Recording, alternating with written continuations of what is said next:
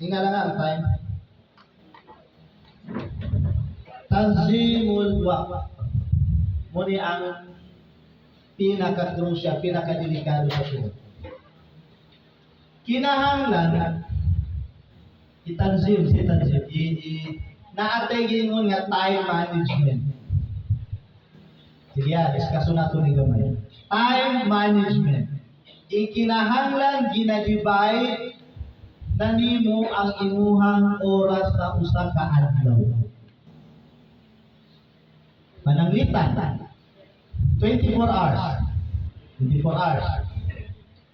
Sa 24 hours, muhatag ko niya o 8 ka oras, 7 to 8 hours para sa tulog. Scientifically proven. Although there is agro na 5 to 6 pwede na. Makarelax na ang lawas. 24 hours minus pila? 8. Pila na bilhin? 16. Nga lang pag-divide para makakuha kag-ibad. Out of 16 hours, panamitan mo trabaho po 8 hours. Dirita sa mga professional na nag-opisina. 8 hours. 8 to 4. So, nasa lawon mo mong yapon. Kung masayaro ka lang yapon. Okay, 8 hours. 16 minus 8. Pila na bilhin? 8 hours. Sa 8 hours, wauna ko na diha ang muna yung normal. Wauna ko na diha ang 2 ka oras para sa family time. 2 hours diya, papata sa agon. At least 2 hours. Magbanding ko sa akong asawa, magbanding ko sa akong mga anak. Kinahanglan ihatag na. Kaya mo na hinungdan na magkukusog ang ibang banding. Instead nga mulingkod ra ka dito sa tambayanan, dito na lang sa pamilya. Kesa naman mga babae mag-chismis sa pikas, balik dito na lang kasi mga anak pati mga asawa. Tagay na 2 ka oras. Pila na bilhin? 8 hours minus 2, 6 hours. Kuna sa 6 hours, paghatag diya og 2 ka oras para sa imong kaugalingon.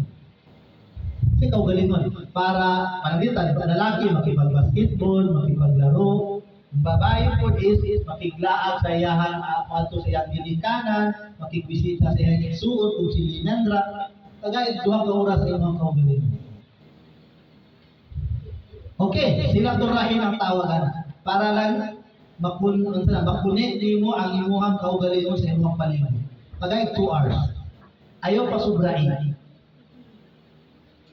Example lang na. Kaya ano, musubra, makuha na nimo 2 oras na dili para dito. Pila na nabilin? 4 hours. Sa 4 ka oras, sige, sa 4 ka oras, kuhaan mong ibada. Sugod ta sa duhur, pira ka minuto ang duhur. 5. Mata na to 5 ka minutos. Asar, 5 ka minutos. Maghrib, mga 7 hangtod 10 ka minutos. 20 minutes. Mga Isha, hangtod karon tarawih, hangtod alas 25, 30 minutes. Kila na? 40 minutes. 50 minutes na. Tapos ang imuhang Aisha, yakin naman dito. Punta na ito 1 ka oras para sa'yo. Sa tanang sambayan mo 1 ka oras. At least nasave na imong ibada sa sambayan mo. Wala na, di nakamasigsa tungkol sa sambayan lang. Kikitagaan mo ng 1 ka oras. Pilay na bilhin? 3 hours. Kaya format to, minus 1 hour para sa mga sambayan na fardo. 3 hours na lang. Sa 3 hours, bahin-bahin na dayon na ang imuhang oras para sa lain nga ibada. Example, sa duhur, after duhur, muhatag og 15 minutes para kiraatul Quran. Ayaw hawa or ayaw tindog sa imuhang gilingkuran, gawas lang kung makahatag ka og 15 or 20 minutes kiraatul Quran. Ang problema sa tuwa, Assalamualaikum, tindog gawas. Na paggawas, standby ra diay sa kilid. O nagatabi ra diay. Hantod nga maabot ng asar. Asar naman diay. Dali sa oras. Ang ipangayo sa aga halimbawa lang 10 to 15 minutes or 20 minutes depende sa imo. Nga naman, ang imuhang maksud, ang imuhang kahanda, ang imong permi ginahuna-huna is naatay parityaya nga ginabuhi. Ginaabunuhan to nato, ginaabunuhan. Pinakalindot nga abuno, ganyan, di ba? Kiraatul Quran. Syahrul Ramadan allazi unzila fihi al-Quran. Murag yan, balik yan punta. Pagkaasar, 15 minutes, Maghrib, 15 minutes, tapos Aisha, 15 minutes, para kiraat Quran. Bilay na bilay. Buta na ito, isang oras para sa Quran. Bilay na bilay, 2 oras.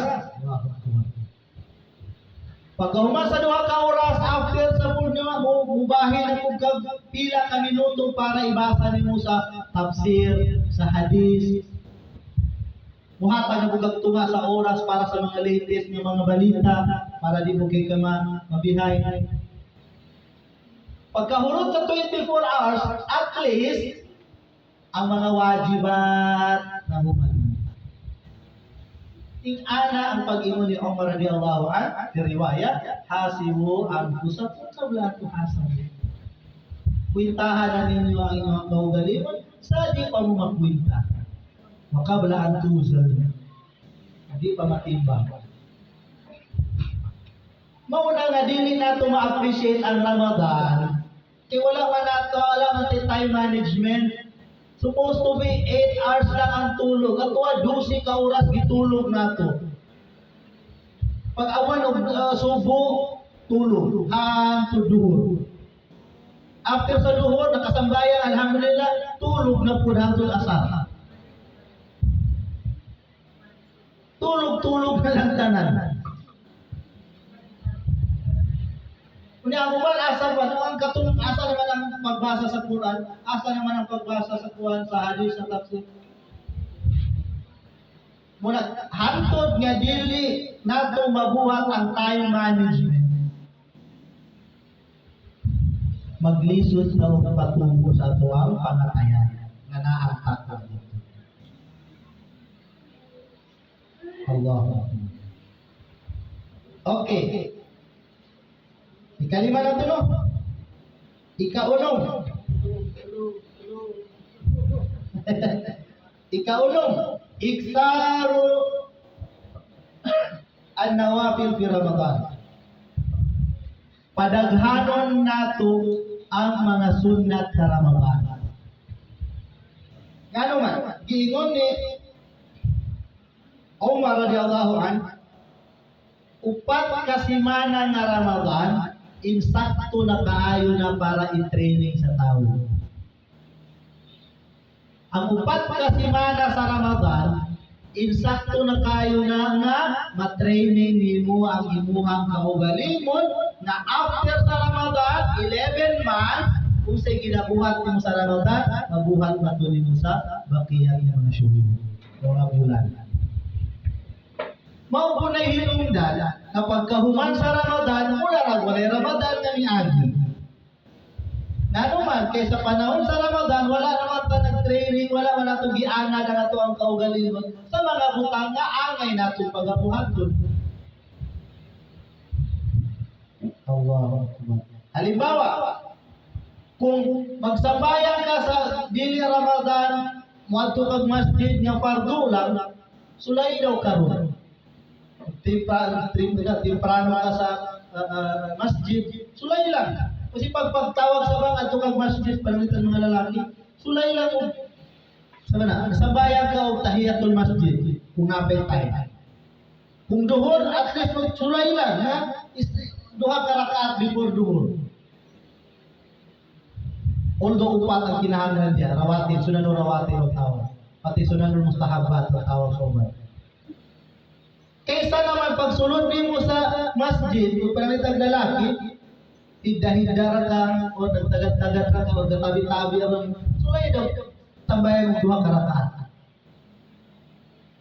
Pag after duhur, sulay daw, nga dili pagsalam gawas, diretso. Sulay lang sa ka, magduhur, sunat ng duha karataan, o upat diha masjid. Sulay na ayaw biglaan. Kadaghanan sa bigla ako di mo pagbundag. Sige, bigla mo po din yung pagsubod. Muna hinay-hinaya. Sulay. Nga talaga hapon sa uban nga mga wakto. Di ba gaganyan, gabahin tag 15 to 20 minutes. Before ito na makuha pang salat, sunat ka. Saka ka maghatag time para sa imong Quran. Na sa isa palangitan og makuha to natong time management kaganiya nga 15 to 20 minutes ay usa ka wakto sa usa ka adlaw sobra pa sa usa ka juz nga atong mabasa.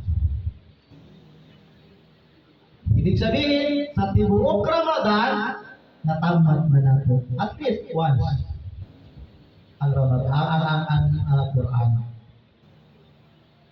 Start problema di man may kabalo mabasa. Type na yun. Or kabaluman ni Ustad pero di maglisod ni sama na, makarijod huruf pagbasa kini patah di atas, di bawah, dhamma, kasrah na.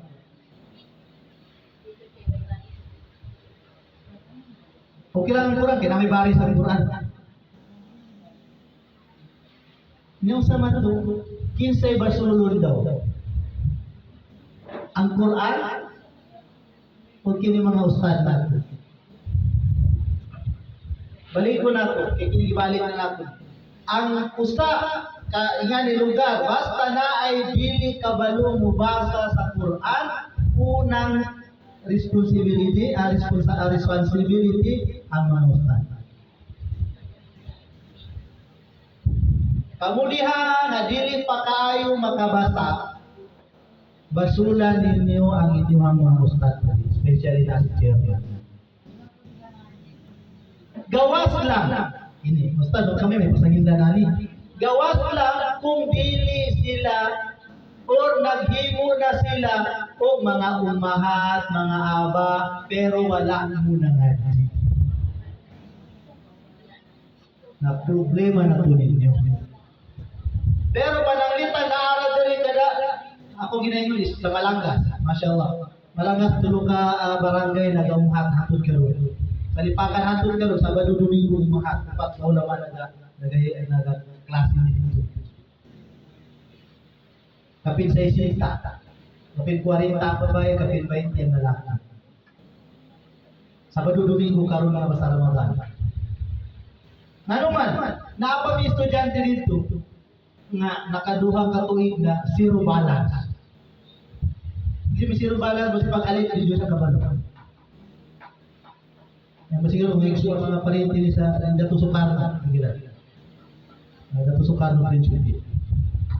Zero balance. Masyaallah, alhamdulillah tungod sa iyang napugi karon nga tuig lang kapin. Katuig ka isa ka tuig na karon nga Ramadan. Karon dili na siya mangutanaw sa pagbasa. Ihang pangutana ustad sa imaanaan. Zero balance. Samot na kung nakabalo na mong alim, bata, mga tuwa lang a, i, o, or putol-putol na o pati pinakatay. Na ay mga ustad mamugay sa inyo, mutudlo sa inyo. Dili makaulaw at tiguang nata ng mga Diyos. Ang makaulaw, nagkatiguang nata, di pagyuta mga Diyos. Nagkatiguang, sunod tuig mabuhay na, nadungagan man na itong edad. Sige, nagkatiguang ta. Ang atuang nadungagan, ang edad ra. Karon 62 ka, 63, 67, sunod tuig 68 ka, ang number ay nadungagan. Pero ang tinuod ana, nakuhaan na inyong kinabuhi. Karamihan, ako ang edad is, utang na ito, 82 lang. Inshallah, mabutong sa kapos. 82 lang, tapos karon pila ko katuig. Next year, minus 1. Next year, minus 1. Pero ang paghihang nato, plus 1, plus 1, plus 1. Muna magsalig ang uban. Nagsalig, okay na rin. Balik ko na ko, ikatulo na akong balik. Dili makaulaw nga mga jita nga tiguang na. Ang makaulaw nga tiguang na ta, wala maging mga jita. Okay na, natin mga ustad. Sige na. Sabi ng Rasul sallallahu alaihi wasallam, riwaya, ustad, maglisod na nagbasa Quran. Na ang kanindot, Samot na sa Ramadan, kanang maglisod ug basa, madubli ang pahala. Makarahawa mo yung tatapta. Kanang, di ba, man kara harpan yung kitabillahi, bawa na mahasan. Kinsay makabasa o usa ka harf, usa ka batang. Sa Quran, naana siya isa ka hasana. Isa ka mapya. Isa ka mapya, sabi ng sahaba, ya Rasulullah, mal hasana.